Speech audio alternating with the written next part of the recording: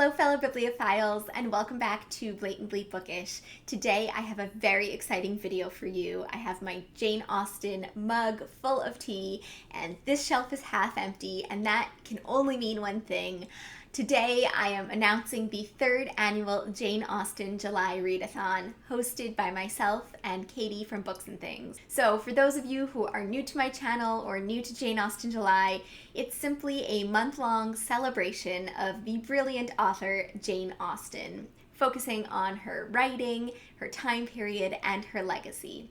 Even though Jane Austen penned works about 200 years ago, they're still relevant to readers today. She manages to capture the range of human emotion and interaction in such subtle and wonderful ways, and craft memorable characters that remain relatable to the modern reader. So whether you are a massive Janeite or have never picked up one of Austen's works before, this readathon is for you. Participating can be as simple as reading one of Jane Austen's works or watching a TV adaptation in the month of July, or as complex as dutifully following all of these challenges, participating in the read-alongs that we'll have going on throughout the month, and making your own Jane Austen content. So onto the challenges and some of my personal reading recommendations of what you might choose to read for them. My recommendations are by no means comprehensive, and Katie will likely have different ones, so I will link her announcement video down below for you to watch. And I'll also link my first Jane Austen July announcement, which has lots of recommendations too. The first challenge is to read one of Jane's 6 novels. So that is this stack right here. And in no particular order, I will rattle them off for you. We've got Pride and Prejudice, Emma, Sense and Sensibility, Persuasion, Mansfield Park, and Northanger Abbey. So feel free to pick up your first Austen novel or reread an old favorite maybe, or even just continue along with your Austen experience. Or, if you would like, you can join Katie and me with 2 read-alongs. In the first half of July, we will be hosting a read-along of Emma, and in the second half of July, we will have a read-along of Pride and Prejudice. So, Pride and Prejudice is arguably my favorite Austen novel, or maybe that's just because it's the one I'm most familiar with, but it has a special place in my heart as the first Austen novel I ever read, and it's a great place to start for anyone who is new to Austen. It follows the Bennet family, consisting of 5 daughters. Without a son in the family, the estate, their home, will go to a distant cousin when their father dies. The book is about the pressures that the daughters, particularly the eldest daughters, Jane and Lizzie, feel to marry for financial security, and it deals with the intricacies of the Regency Era marriage market. It's well-paced and features the most famous romantic couple in all of Austen. Emma is all about the titular character of Emma Woodhouse, a rich, spoiled, stubborn, vain, and yet witty and charming character who plays matchmaker in her small village of Highbury, with devastating social effects. Emma is a fascinating and complex character, and it's such a pleasure as a reader to learn and grow alongside her as she becomes aware of herself and how she influences others in society. These 2 books are absolutely brilliant, and there's so much more to discuss than what I just said, so I do hope that you'll join us in reading them. The second challenge is to read something by Jane Austen that is not one of her main 6 novels. So you can read a collection of her letters or some of her juvenilia, which is very funny. One of my favorite pieces of Jane's juvenilia is her History of England. It's an account of English history from Henry IV to the death of Charles I, but it's really a witty little pamphlet that pokes fun of history textbooks at the time. Plus there are illustrations by her sister Cassandra. All of Jane's juvenilia reveals hints of the writer that Jane is to become, and it's fun to see her wittiness and creativity run unchecked in these less than polished works. Something else that you might consider for this challenge are Jane's unfinished works, The Watsons and Sanditon. The Watsons centers on Emma Watson, who has been brought up by her wealthy aunt, but when her aunt remarries, Emma has to return to her father's house, where she meets a whole host of characters, including the wealthier Osbornes and Lord Osborne's arrogant and social climbing friend, Tom Musgrove. Austen lays the groundwork for a promising novel that focuses on her usual topics of class, love, and marriage. The work is unfinished, but Jane did confide in her sister Cassandra as to how the rest of the novel was to play out. Sanditon, also in this bind-up, is very, very short. It's a fragment, really, and it's the last thing Jane was working on before her death. It centers on Charlotte Haywood, one of the daughters of a country gentleman who meets Mr. and Mrs. Parker when their carriage breaks down by her house. She ends up accompanying them to the up-and-coming seaside town of Sanditon. It's unclear where the plot really goes from there, but we are introduced to some interesting characters before Jane stops writing. It's really fun to speculate on what Jane might have written had she lived longer. We will never truly know, but Sanditon is the closest we will ever get to seeing how Jane's writing would have progressed had she lived longer. And I cannot end my discussion of the second challenge without talking about Lady Susan, which is the third thing also in this bind-up. This is a really great bind-up, by the way. Lady Susan is a novella that Jane Austen did finish but never submitted for publication. It's an epistolary tale about a beautiful, flirtatious, and recently widowed Lady Susan Vernon who tries to secure a second marriage for herself while trying to force her daughter into a less desirable match. Lady Susan is a shockingly different heroine than we are used to seeing from Jane Austen. She's older, but she's also ruthless and conniving, and it's an absolutely hilarious read. The third challenge is to read a nonfiction book about Jane Austen or her time period, the Late Georgian and Regency Era. There are tons of books out there. Last year or the year before, I went to my library and I took out a bunch of different Austen-related nonfiction, so I will link that video down below to inspire you a little bit. But the two that I want to focus on today are What Matters in Jane Austen, 20 Crucial Puzzles Solved by John Mullen, and Jane Austen at Home by Lucy Worsley. What Matters in Jane Austen is a book that every serious Austen lover should aspire to read.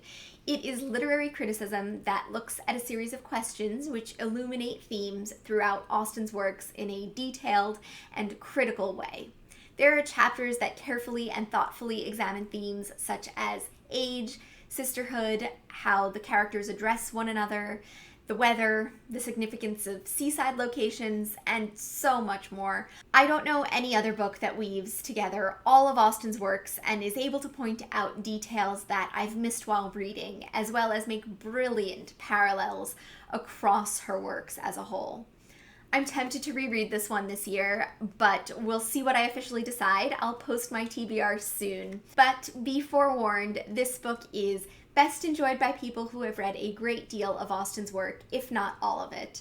It will spoil major plot points for all 6 novels. I read it before I had read Sanditon and the Watsons, which wasn't a problem at the time, but at some point I really do want to reread this book and see if it has new meaning now that I'm familiar with Jane's unfinished works. And Jane Austen at Home is a biography of Jane Austen, but it's by my favorite nonfiction author, Lucy Worsley. This book is meticulously researched and passionately written. It's full of details about Jane Austen's life at home and her relationships with her family. It has the perfect mixture of recounting Jane's life and relating that life to her works of fiction without overstepping the bounds of biographical readings. Worsley references other biographies and Austen's letters and other primary sources, as well as Austen's novels themselves, to piece together a full picture of Jane's life. It is wonderful, and if you're looking for a biography that's as excited about Jane as you are, this one is it. The fourth challenge is to read a retelling of a Jane Austen book. I am generally not a fan of retellings. In my opinion, my time is often better spent rereading the original. But 2 books that do truly add to my understanding and interest in the original are the relatively new release, The Other Bennet Sister by Janice Hadlow, and a book I read last year, Longbourn. I did a whole review of The Other Bennet Sister fairly recently, so you should take a look at that if you're curious to hear more about the book. But basically, it's a Pride and Prejudice retelling from Mary's point of view. It makes Mary the heroine of her own story that extends well past the ending of Pride and Prejudice, while dealing with Austen's common themes of sisterhood, education, and morality. It's quite an amazing book, but I'll stop rambling about it now because I don't want this video to be too long, and I already did a review of this one. Another great Pride and Prejudice retelling is Longbourn. Why are all of my favorite retellings about Pride and Prejudice? I'll have to think about that one. Anyway, Longbourn is a retelling of Pride and Prejudice from the servant's point of view. It's quite easy to sometimes forget while reading Austen that servants are ever present in her texts. They're cleaning and cooking and mending clothes and carrying the mail and are intimately familiar with everything that Austen's characters are going through and the sordid details of their domestic dramas. It's something that Austen's contemporaries, having servants of their own, would be far more aware of than we are, and Longbourn draws our modern-day sensibilities to the attention of servants. Through the servants' eyes, our perceptions of Austen's characters are emphasized, exaggerated, and sometimes even changed. It's a wonderful look at class in Austen. I also want to mention one more newer release here, and that is Miss Austen by Jill Hornby. It isn't a retelling per se, though I would argue that there's strong thematic elements of persuasion noticeable in the plotline. It's historical fiction about Jane's sister Cassandra, but it's also much more than that. It's an exploration of spinsterhood and a poignant portrayal of grief, and it's just a really subtle and beautifully crafted book. I did a whole review of this one that you should also check out if you want to hear more about it. The fifth challenge is to read a book by a contemporary of Jane Austen, someone publishing in her lifetime, give or take a few years. So we're talking about authors like Maria Edgeworth, who's best known for Belinda, Frances Burney, who wrote Cecilia and Evelina, Susan Edmonston Ferrier, who wrote Marriage. Sir Walter Scott's works would have been popular, as well as books from the Gothic genre like Mysteries of Udolpho by Anne Radcliffe or The Monk by Gregory Lewis. I actually found a really cool list on Goodreads that you should check out called What Jane Austen Read, which could be very good inspiration for this challenge. I did not create this list, but I highly recommend taking a look at it. The sixth challenge is to watch a direct screen adaptation of a Jane Austen book. My personal favorite is the 1995 BBC version of Pride and Prejudice featuring Colin Firth. It's a popular choice, I know. But I also love the 2007 Northanger Abbey with J.J. Fields as Henry Tilney, and the 2008 BBC version of Sense and Sensibility. Another favorite of mine is Love and Friendship. It is so funny, and it captures the spirit of Lady Susan perfectly. Most of my direct adaptation recommendations are pretty old, but there's a new Emma adaptation that came out in March. I still haven't seen it, and I really need to remedy that if at all possible. And then there is Sanditon, which is also pretty new. It's a period drama that elaborates on Jane Austen's unfinished work, integrating themes of class and race. I quite liked it, but Austen would never have written it. It's very clearly an Andrew Davies creation that remains a period piece, but diverges significantly from Austen's wheelhouse. That being said, it was enjoyable, and interestingly, like Austen's Sanditon, it remains unfinished. I haven't heard talk of season 2 in the works at all. So I would recommend it if you particularly like Andrew Davies, or if you like TV shows like Downton Abbey. And last but not least, the seventh challenge is to watch a modern screen adaptation of a Jane Austen book, and there are a ton of great ones out there. There's the classic Bridget Jones's Diary that must be mentioned here, and my personal favorite of all time, Clueless. Seriously, Clueless is one of the best adaptations of an Austen novel I've seen, and there's a reason it's a cult classic. It's true to the spirit of Emma in many ways, but it's also just a really good movie in its own right. Last year, I also enjoyed Bride and Prejudice, which is a Bollywood-style adaptation of Pride and Prejudice, where rigid Regency class structure is replaced with cultural expectations, and race, rather than class, predominates. And when considering modern adaptations, please don't discount the great YouTube series that are out there. They are perfect to watch throughout July and have short 5 to 10 minute episodes that are easy to squeeze into whatever routine you might have. There's the Lizzie Bennet Diaries, Emma Approved, and apparently there's a revival of Emma Approved, which I have not seen. I don't know if that's any good, but there's a chance that I will have found out by the time July comes around. There's also a persuasion web series called Rational Creatures that only has 5 episodes out right now, but it has a really promising start, and as of February 2020, it is fully funded to make more episodes. I've also heard of a web series From Mansfield with Love, but haven't actually seen it. So that was plenty in terms of the challenges and recommendations. I feel like this was a really, really long video, but congratulations if you have made it to the end. Are you as excited for Jane Austen July as I am? I have some great video ideas in the works.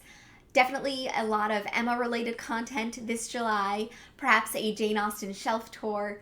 But please let me know in the comments section if there's anything in particular that you would like me to film, Jane Austen related or otherwise, I suppose. If you have any recommendations for books that I should read or Austen related things I should watch or know about, please also let me know in the comments section down below.